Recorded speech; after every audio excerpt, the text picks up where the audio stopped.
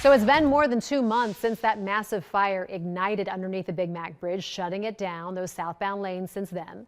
And 4 suspects have been arrested and charged in connection with that incident that rerouted over 90,000 drivers a day to other bridges, causing a lot of traffic backups. I don't need to tell you that if you're affected, right? Well, today, by iron workers, they're bringing us a little bit closer to the lanes fully reopening. Now, this is some footage that we received from ODOT of the first girder being lifted into place. Brenda Ordonez is there and has more.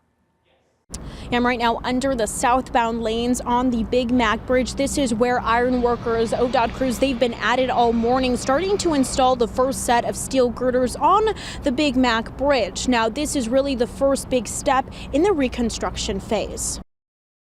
From the burning flames on November 1st to demolition efforts in December. For 10 weeks now, southbound lanes on the Big Mac Bridge have been closed and left unrecognizable.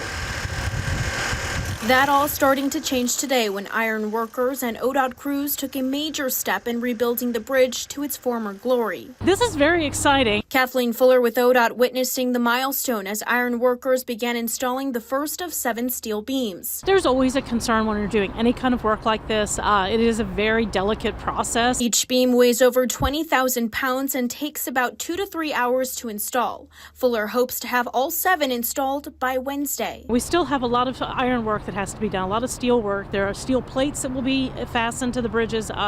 There's additional fasteners themselves that have to be put on.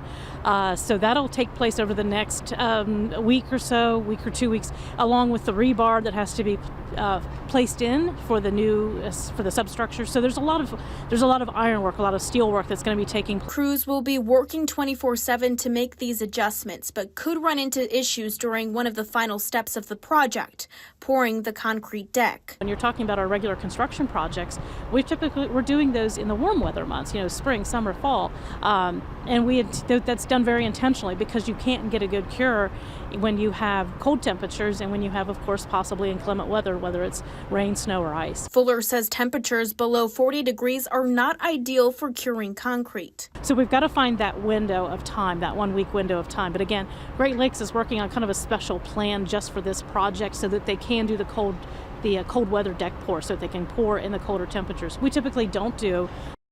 Says that they plan on releasing more information on this special plan once it is finalized. She says they're still on track for their March 2025 reopening date. For now in Sawyer Point, Brenda Ordonez, Fox 19 Now.